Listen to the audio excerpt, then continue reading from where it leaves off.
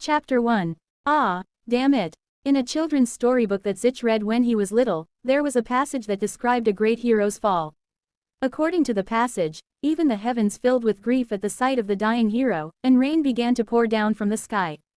He didn't know exactly why, but even after many years passed, this passage remained stuck inside his mind. As expected, the heavens don't seem to love me. Looking at the bright sun without a cloud in sight, Zich was sure that the heavens must have despised him instead, let alone love a person like him. Well, it's pretty understandable why.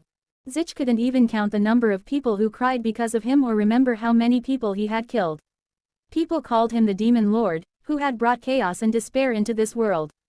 He didn't particularly like to dine on blood or flesh, but he also didn't refuse it when they were offered, and he had lived a kind of life where he used whatever means to achieve a goal. If the heavens really loved him, they would have slapped Zich across the face and told him to change his ways. Is it over? Zich heard a voice. It was such a heroic and noble voice that it was irritating. He lowered his gaze from the sky and looked forward. A man wearing shiny armor looked down at Zich with a haughty look on his face. He was the man called Hero Among Heroes. With a cringy, almost disgusting, title called the Sun Warrior, he was the human named Glenn Zennard. So handsome. Zich wished he could spit on a face like that at least once. Should I give it a try? Zich considered the angle, his leftover stamina, the guy's evasion speed, and so on. Even in his dazed state, he was able to calculate these kinds of things fast. No, I shouldn't. This was his end. Zich didn't want to lose his cool at the last moment to something like this. He still had some pride, since the people in this world called him the Demon Lord. Ah, but wait, when did I have pride in something like that? Zich was moving his mouth to fire a spit right at the tip of Glenn's perfectly shaped, sculpted nose when Glenn suddenly exclaimed.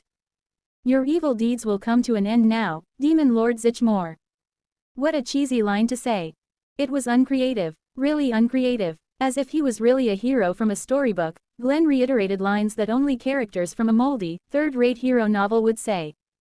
Shouldn't he have stopped reading children's storybooks by now? However, Zich didn't even have the strength to respond to him. He could only blink at the glorious hero before him and stare. Quickly finish him. Our opponent is the Demon Lord of Strength. We don't know when he will regain his powers. Yes, that's right. No, I don't have any powers left. My body hurts, and I don't want to move. Zich wanted to explain this to the hero's companions, who were telling the hero to finish him off.